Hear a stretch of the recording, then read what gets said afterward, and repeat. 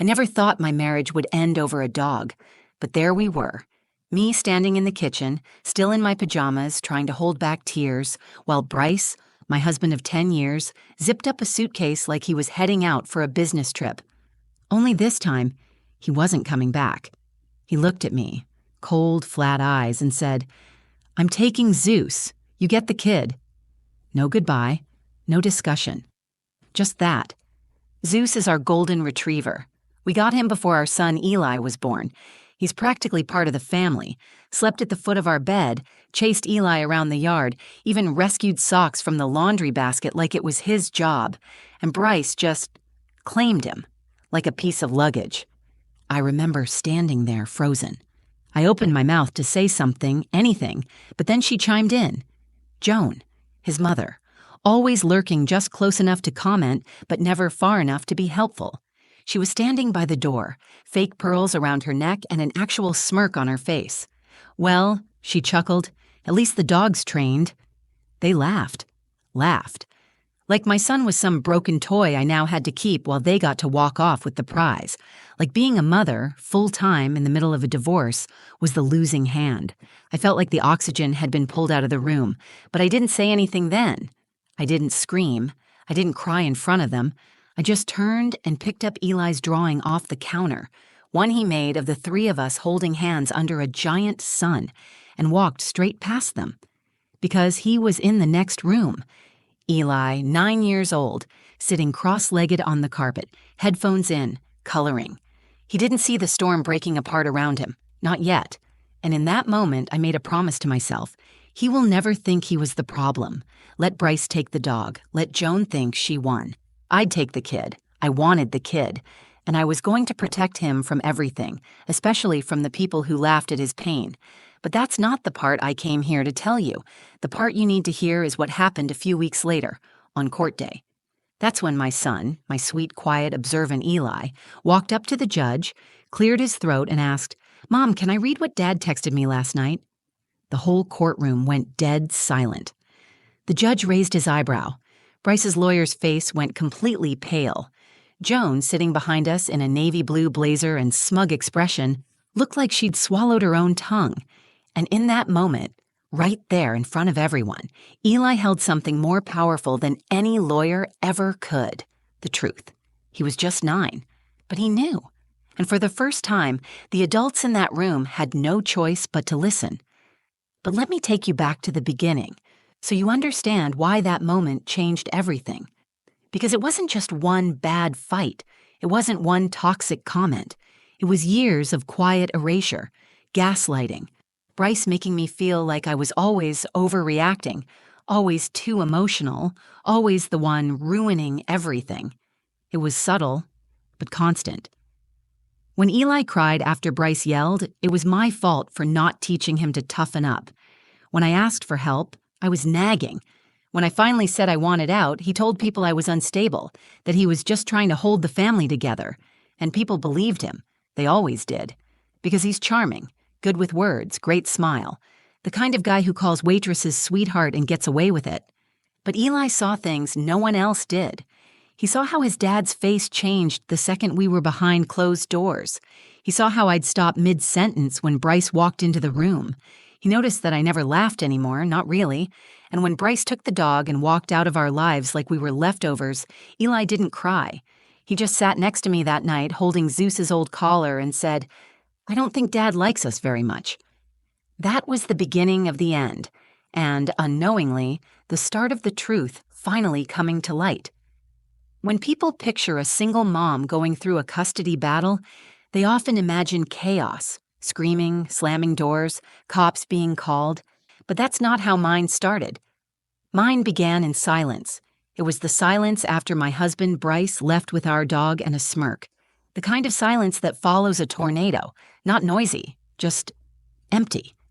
Every drawer he cleared, every coat he took off the hook, it all echoed through the house like a whisper saying, "He's gone."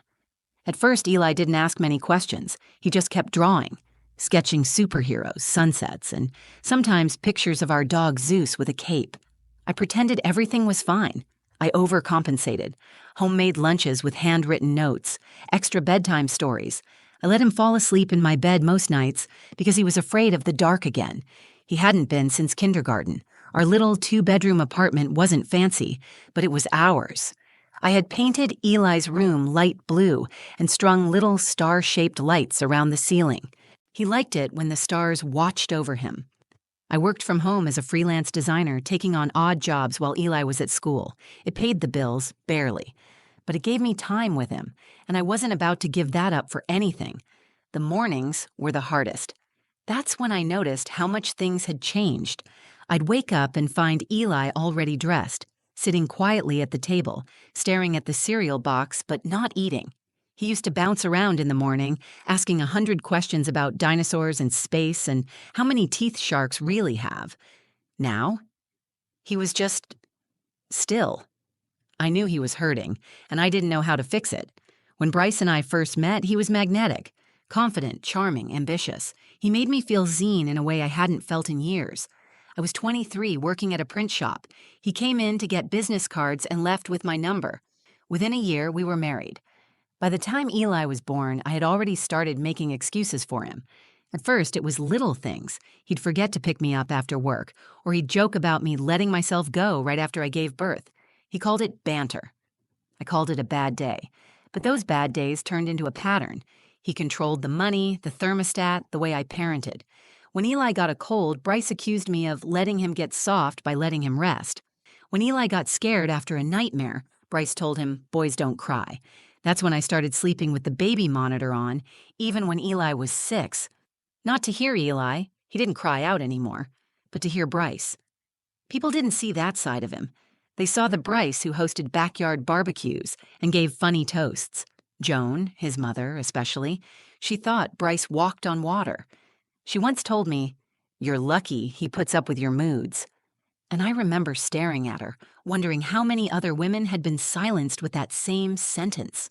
I was exhausted, not just from parenting, but from pretending we were a happy family, pretending I wasn't shrinking inside my own home, pretending Eli was okay. The final straw wasn't dramatic, no cheating scandal, no screaming match. It was a Tuesday afternoon. Bryce came home late, tossed his keys on the counter, and asked if Eli had finished his spelling homework. I said yes. He said, "Good, because I don't want him ending up like you, barely scraping by." He said it casually, like he was talking about the weather, and then he walked into the next room to check his emails. That night, I waited until he was asleep. I got up, walked to the bathroom, locked the door, and cried on the floor. Not because I was sad, but because I finally knew I was done. It took 3 more weeks for him to leave, and when he didn't pack up quietly. He took Zeus, his dignity, and any sense of decency he had left, and told me I got the kid. That phrase kept replaying in my mind. You get the kid, like Eli was some unwanted item in a divorce auction. But the truth is, I wanted the kid, because he was kind, empathetic, smart. He saw people in ways adults couldn't. And if Bryce couldn't see the value in that, then Eli didn't need him. I didn't know then how much Eli had noticed. I didn't know how much he'd been holding in. But I'd find out. Soon. And so would the judge. The first custody meeting was in a sterile office downtown. Beige walls, leather chairs, a fake fern in the corner, designed to feel neutral. It didn't.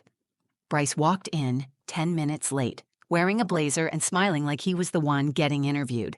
Joan trailed behind him, uninvited, but smugly planted herself in the waiting area with a Tupperware of homemade banana bread she offered to the receptionist, like we were all one big, happy family. I sat across from Bryce and watched him perform, polite, calm, the concerned father. He talked about routine, stability, and his deep commitment to Eli's well-being. Every word made my skin crawl because I knew who he really was behind closed doors. He wanted shared custody. Week on, week off, I was stunned. This man hadn't called Eli once since he left. Not a single FaceTime, not even a text. When he came to pick up his mail, he stood outside like a stranger and never asked how Eli was doing. And now he wanted half of Eli's life handed back to him like a pizza order. I tried to stay composed, but the words rushed out. He doesn't even check on his son. He doesn't show up. Why does he get half? Bryce leaned back and smiled. Because I'm his father. That's when I realized this wasn't about Eli. This was about control, about winning, about image. And Bryce wasn't doing it alone.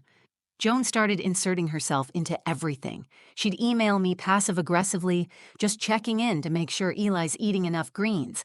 He's looking a little puffy in that school photo. Then there were the school drop-offs.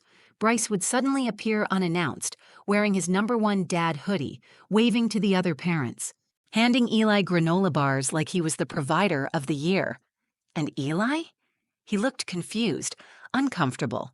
He stopped smiling in the mornings. At home, I noticed a shift.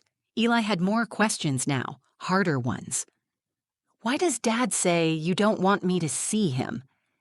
Did you tell him I'm scared of his house? Is it bad to cry when I miss Zeus? That one gutted me. He missed the dog so badly he'd started drawing Zeus into family photos, except now Zeus was always standing between me and Eli, almost like a protector. One night, Eli came to me and whispered, "Dad told me not to tell you, but he says you cry too much and I'll be messed up if I live with you all the time." I sat down on the floor in the hallway and just held him. I didn't cry, I wanted to, but I couldn't afford to give Bryce that satisfaction. Instead, I documented everything. I kept a journal, saved screenshots of every manipulative message. I made copies of the few emails Joan slipped up and sent directly. Things like, "If Eli doesn't learn discipline, he'll end up like your side of the family." Meanwhile, Bryce was getting bolder. He started sending Eli texts like, "Your mom says no again. Surprise." Or, "Wish I could see you more, but your mom wants to keep you away." It was textbook alienation. But trying to explain that to a judge? It felt like trying to prove a ghost existed. My lawyer, Denise, was careful but honest. She said, "Unless there's abuse or something solid on paper, judges like balance. They won't favor one parent without evidence." Evidence. That word haunted me, because most of the damage Bryce did wasn't through bruises or threats. It was through tone, through lies passed like candy, through erosion. Eli was being eroded. Still, the court date was set. I had 2 weeks to prepare. I spent every night going through our text chains, organizing dates and entries, building the quietest case of my life. Then one night, I went to check on Eli and found him sitting up in bed, his face pale, holding his tablet. "Mom?" he asked, his voice small. "I don't think Dad meant for me to see this." He handed me the screen. I scrolled through the messages, my stomach twisting with every word. There it was, in black and white.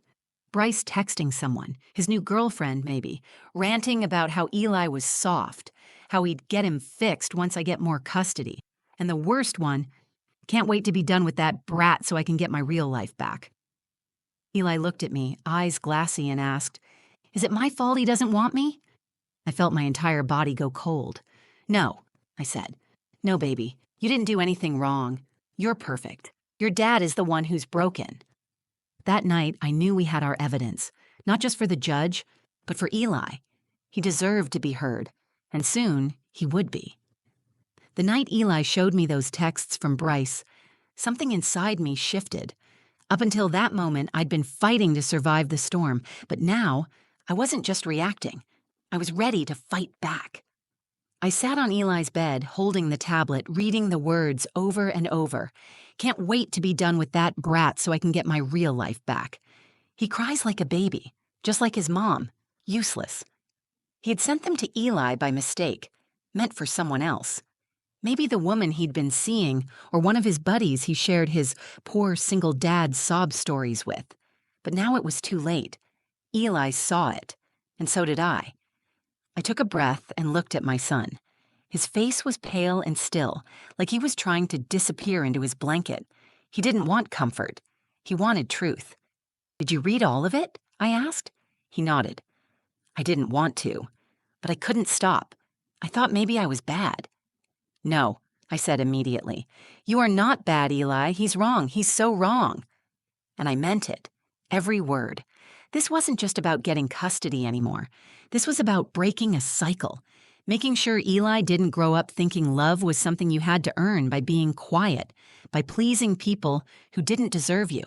So I printed the screenshots, labeled them by date, and backed them up on a flash drive. I contacted Denise, my lawyer, first thing the next morning. Her voice tightened as I read her some of the messages. "This is big," she said. "This could swing everything. But are you sure you want Eli to speak?" That stopped me cold. I hadn't even considered putting him on the stand. The idea made my stomach twist. He was just 9. I didn't want him tangled in courtroom drama, questioned by cold-faced attorneys, or forced to stare his dad in the eye and relive all this. But then I remembered something he said after Bryce left. "You always tell me to speak up when something's not right. Is this one of those times?"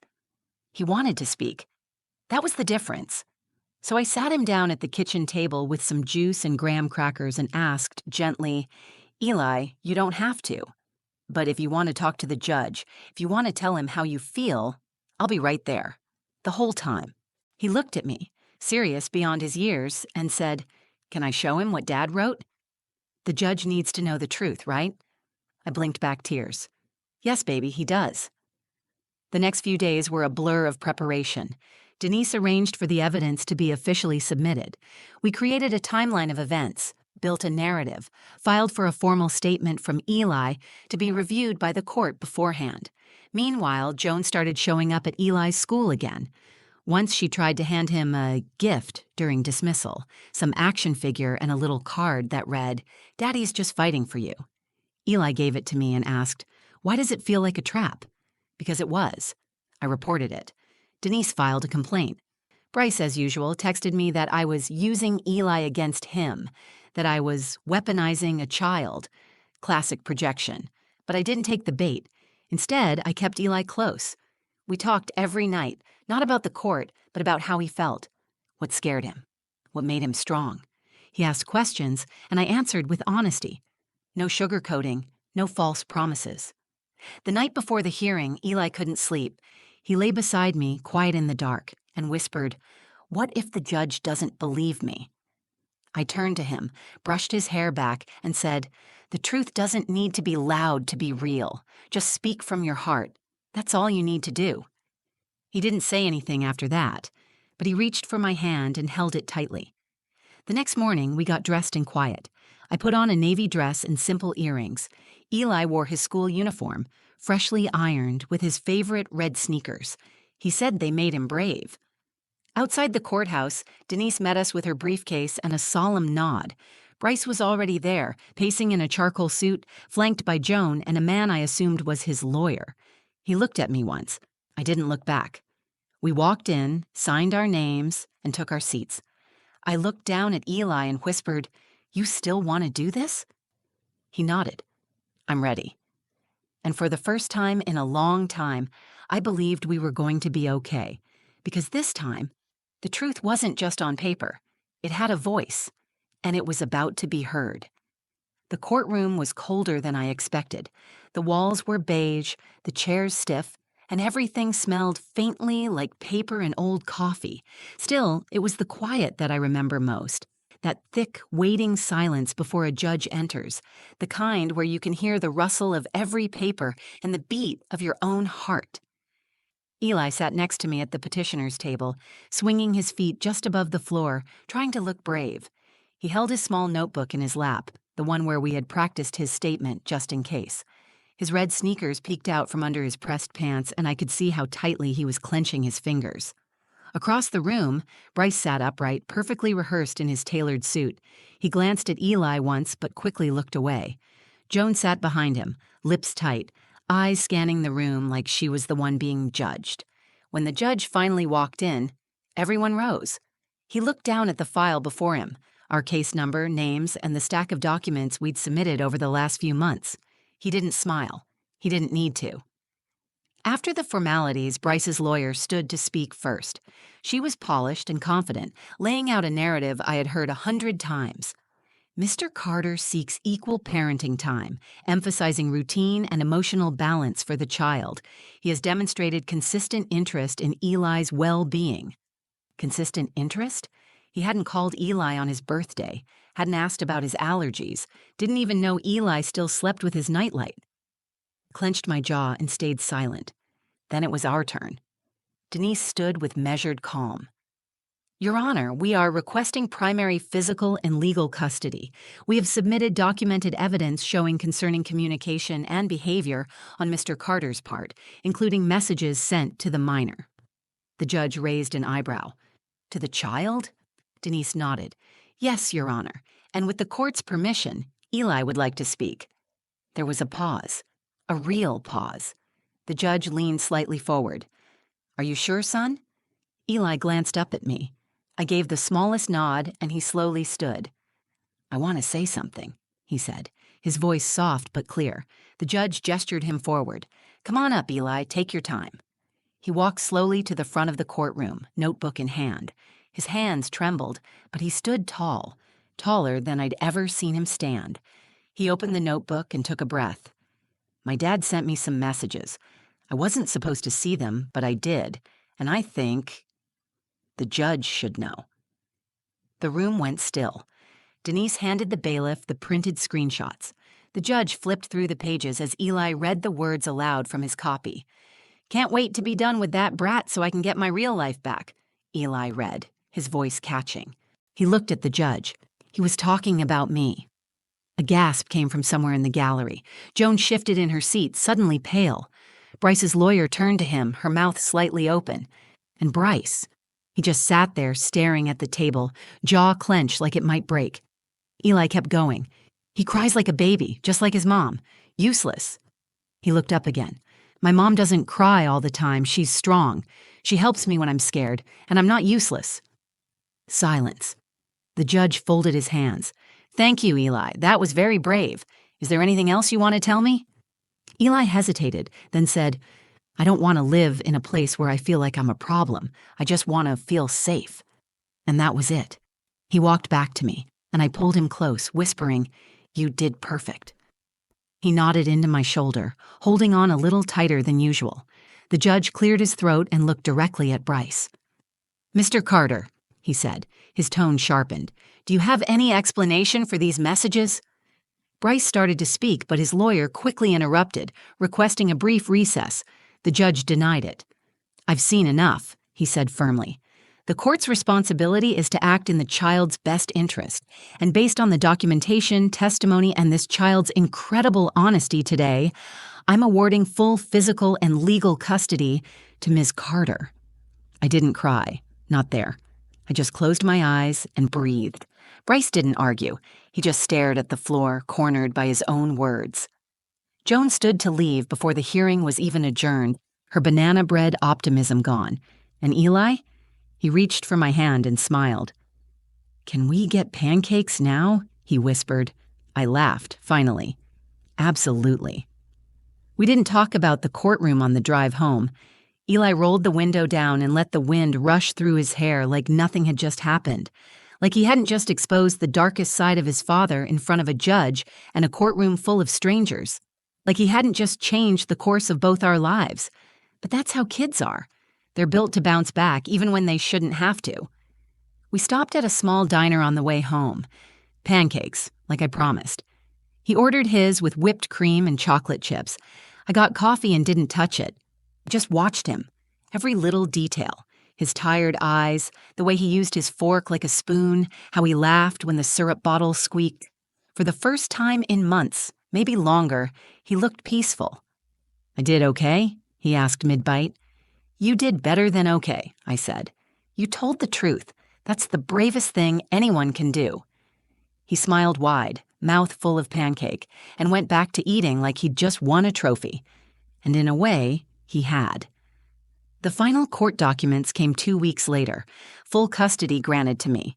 Supervised visitation only for Bryce, pending a family therapist's evaluation and ongoing monitoring, which meant he wouldn't be seeing Eli for a long time, maybe not at all unless he made drastic changes. He didn't. Instead, Bryce disappeared from our lives almost overnight. No calls, no texts, no appeals. His lawyer dropped him. Joan never reached out. The last we heard, he'd moved in with someone new across the state and was starting fresh. I guess that's what cowards do. They run. At first, I kept waiting for the other shoe to drop. I thought maybe he'd find a loophole or try to twist things again. But the silence held.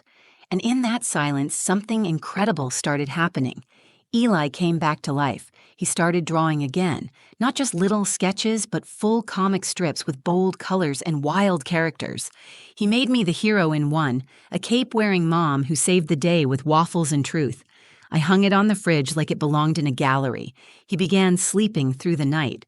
No more creeping into my bed at 2 a.m. with nightmares. He laughed more. He asked questions again about space and the ocean and whether dinosaurs had belly buttons. The sparkle was coming back. And me? I started breathing again. Real, full breaths. I took on new clients, worked better hours, and started putting money aside for things like soccer cleats and piano lessons. Things I couldn't afford when every dollar went to legal fees and therapy. I even joined a book club. Nothing dramatic, just women like me. Tired but healing. Strong in ways we hadn't known before. People sometimes ask if I hate Bryce. If I'd take him back to court if he ever tried to show up again. The truth? I don't hate him. I don't have space for that anymore. What I feel is sadness. For the father Eli could have had and never did. For the man who could have been someone's safe place and chose control instead.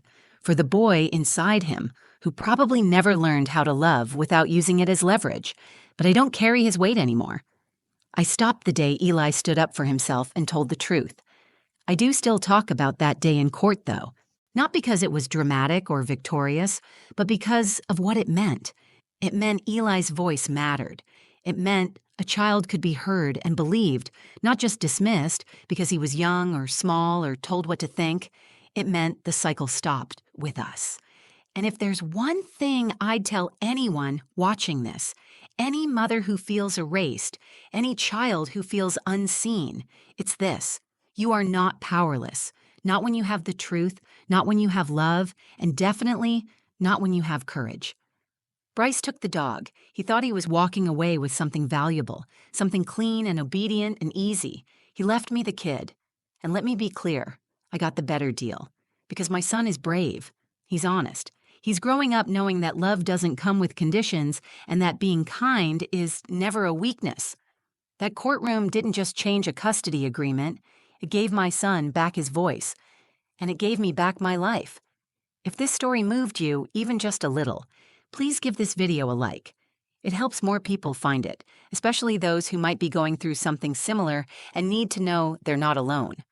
I'd love to hear your thoughts in the comments. Maybe you've been through a custody battle. Maybe you were the kid in the middle. Or maybe you just want to send some love to Eli. Whatever it is, your voice matters here. And if you haven't already, hit that subscribe button and turn on notifications. I share real stories that shine a light on resilience, family, and the quiet strength it takes to speak the truth, even when it's hard. Thanks for watching. Take care of yourself and take care of your people.